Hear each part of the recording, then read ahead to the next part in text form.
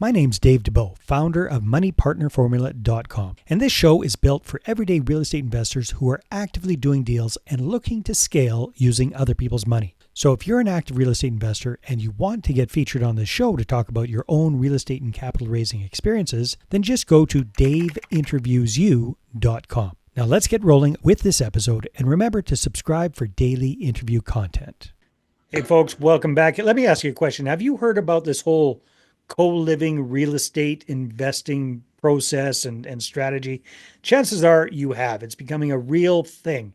And today our special guest, zooming in all the way from the outskirts of beautiful Denver, Colorado, Jose Cortes definitely has experience in this. This is what he's focusing on.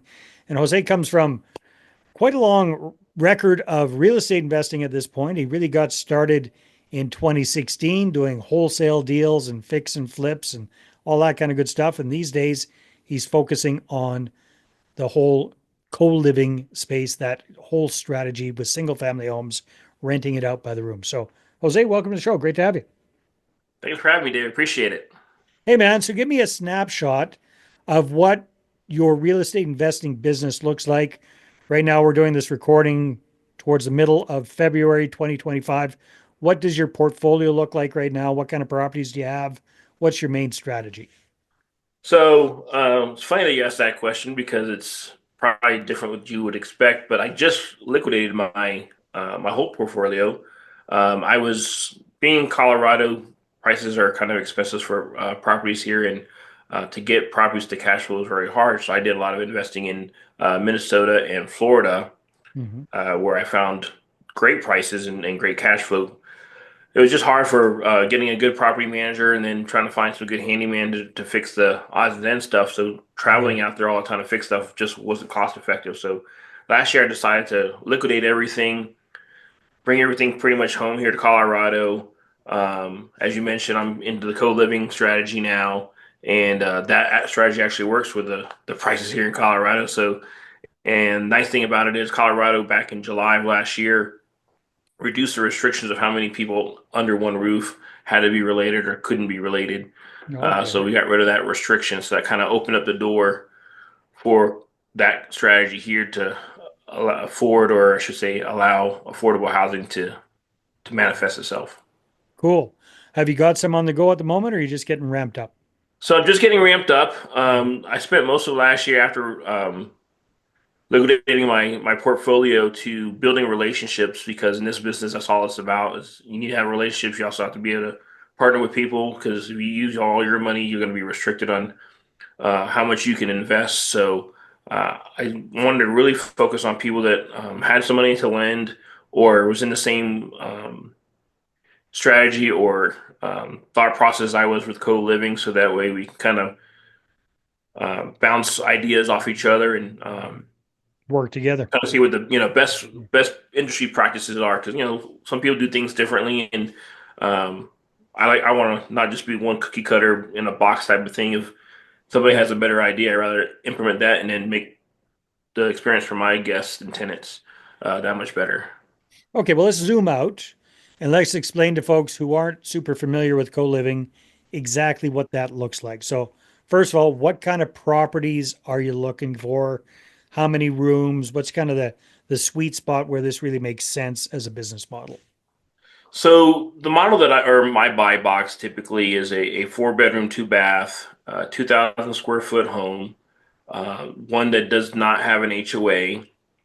Um, Usually that's older than 1950, and that's pretty much um, the criteria here in Colorado. I try not to do anything over 700 because the mortgage ends up being little, excuse me, hard to keep the rents low enough for people to afford it. So I try to find properties that are under 700K. So, if you get a property that fits your buy box and it's got, you said, two bedrooms, two and a half baths, is that what you Four said, or four? twos Four are twos? ideally, yeah. Four twos. All right. So, are you adding more bedrooms to that? Are you getting more than one person per bedroom, or are you just kind of sticking to four people renting individual rooms in that situation? So I'm implementing all three strategies. Okay. So for me, I'm taking if there's a living room. and a family room, I'll turn one or the other into a bedroom. If Mhm. there is a den or an office, that'll get turned into a bedroom. Mhm. In Colorado, we have basements, so if the basement's unfinished, I would definitely throw some bedrooms in there with a bathroom to keep the ratio. I don't like to do no more than three bedrooms to one bath, but if ideally 2 to 1 is kind of where I'd like to be. Mhm. I'm also doing where I'm not adding any rooms. I'm partnering with another investor out of California, and our strategy there is not so much to focus on cash flow, but we use nonprofits in the local area to hit certain demographics, such as domestic violence victims, human traffic, children that are aging out of foster care, families that are on the street. Yeah. There's over 20, 30 different organizations that we're in touch with right now, finding out what their needs are, finding out what their requirements are, so that we can acquire properties. And then there's truly no shortage, Yeah. unfortunately, of people to fill our homes. So by doing Let's that, we focus get to more keep. on the co-living space because I think more people can kind of get their head around that, where it's not necessarily with a group that you're working for, but you're looking for individual tenants to rent out by the room. Absolutely. Yeah. So so would you say the sweet spot is trying to get a property that you can get 5 or 6 rooms into? Is that Ideally, no little than five, because five? again, you want to underwrite it so that you can afford some vacancy and still be able to afford Mm, the mortgage and any of the expenses like utilities. yeah. So you want to be able to do one, maybe 2 rooms that are vacant, and that way it Mhm. still at least covers your expenses. 4 obviously gives you a little bit of cash flow, and 5 gives you that breathing room that if you do have some vacancies or shorter months, you have enough in your war chest to cover any kind of. Now, is this a strategy where you're looking for long-term tenants in the rooms, or is it? I've seen other ones where it's kind of shorter term, where it's almost like an Airbnb type thing, but by the room. So which, or are you Yeah, doing both? I'm not. There's different opinions on this. I personally am not a big fan of the weekly um, leases or tenants. I'll do a month to month. Is the shortest one that I'll do. Most Hmm. of the operators here in this area are doing month to months, and it's, you would think like, isn't that risky? No, because most people don't really want to move. So once they're in, you'll have them for a year or two. But they also like the flexibility in case either they don't like their roommates, or maybe they get a better job somewhere. They have the flexibility of leaving within the next 30 days.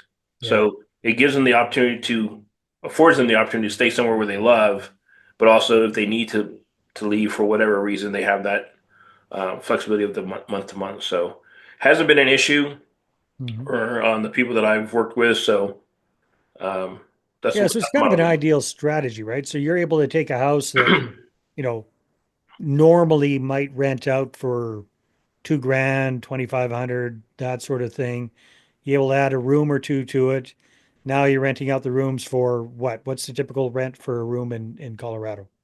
So again, it's about affordability, right? Yep. So what we do is about $800 to $1,000, and that includes Okay. utilities in there. We'll provide some kind of almost like you do with a short-term rental, toilet paper, paper towels. It'll come furnished with the living room, dishes, and stuff like that. So you start off almost like a short-term rental. We do have rooms that are furnished, and then other rooms we have unfurnished because some people like to bring their own stuff and make it personal. Right. So we try to be fitting for each different um, Demographic tenant. to, yeah, You need. Okay, cool. So let's know, say for round numbers, it's $1,000 a room per month. So right, instead of getting 3 grand a month to rent the whole house out, now you're getting 6 grand renting by the room. Plus, right, you're providing much more affordable housing for folks right. that can't afford to rent their whole studio apartment or one bedroom apartment or what have you. They can share a house with somebody, still be comfortable, have their own space, but lower the cost a lot. So lots of pros to this. What are some of the pitfalls? What are some of the challenges with this business model? Well, I mean, again, you have to worry about eviction laws depending on what state you are. Sometimes if you're in one state over another, the state laws favor the tenant over the landlord. So you got to make sure that you're aware of what they are and what your options are if you Yeah. have a bad tenant. That's what's so nice about having the 30-day leases, is because that way at the end of the lease you can just say we're not renewing, and you kind of mitigate that issue. Um, some of the other things, of course, if you have a bad tenant, if you didn't screen them right, destruction of property. Yeah. But I mean, you'll get that with any kind of rental. And then people just not respecting others. You know, That would be one I think would be a challenge. If you got a bad apple in there, can spread really quickly and tick everybody in the house off, right? sure. Yeah. But then again, it goes back to the 30-day lease, right? At least that way we can limit or mitigate that issue, not renew. It's been our experience that the other tenants in the house tend to kind of help police the bad apples, Yeah. and we find out quickly, so that we'll do like keys for dollars for keys kind of things. Like, hey, we'll just Get them out before 30 days kind of thing, right? yeah. Yeah. So Yeah, very cool. So the other challenge is now instead of one tenant to deal with in a house, you've got five tenants to deal with in a house. So you right. quintupled your property management or tenant management responsibilities. Do you guys take all that on in-house or do you outsource the management? Depending, I tend to do at least the ones closer here in Colorado, in house. I can drive to them. Hmm. Gives a more personal feel. And I still have, like I said, a small number of properties where if I start getting bigger, when I start getting to be more of a job, then I hire a property management company to do that for me. Mhm. I didn't get into real estate to take on another job. I did it for the income or the cash flow and potential generational wealth. So, Yeah, that's what it's all about. So Jose, what are your plans for this year, 2025? Where do you see the business going? well, God willing, I'll have at least 50 properties. I'm trying to be aggressive this year. And I hope to be making roughly about 50K a month net profit from the deals. And hopefully, if God willing, I'll have about 500 people that I'll be helping with affordable housing. So that's my goal. I want to help. My eventual goal, or my ultimate goal, is to help 1,000 people per month find affordable housing. That'll be a win for me. Yeah, that would be awesome. So that would, yeah, 1,000 people, that would be on average about 200 houses then. Yeah, Give or ish. take. Yep. I Give or think it take. was. I think my 143 is the number that I came up with. Is it? Okay, cool. If people want to connect with you and find out more, Jose, what should they do? Well, I'm on Facebook, and it's just Jose Cortes, my first and last name. I'm also on YouTube. I have a YouTube channel that you can see up there. My background called "The Good, Bad, and Ugly" about real estate. That's at Jose Purpose Over Profits. And then on same thing on Instagram, Jose Purpose Over Profit. Awesome. Those are the best places to get a hold of me. Thanks for being on the show, Jose. Thanks, Dave. Thanks for having me. Bye, All right, everybody. everybody. Take care. We'll see you on the next episode. Hey there, I really hope you enjoyed that episode. And as always, if you want to listen to more daily interview content, make sure you subscribe. And if you're an active real estate investor and you're doing deals and you'd like to get featured on this show, then just head over to daveinterviewyou.com. Now, at moneypartnerformula.com, we help real estate investors to create a process for predictably getting capital so they can do more deals without relying on hard money lenders or the banks. We do this by building them a private capital marketing system. Now, if you want help turning yourself into a big money capital attraction machine, then book a call with our team to see how we can help. Just visit moneypartnerformula.com to find out more. All right, take care, and we'll see you on the next interview.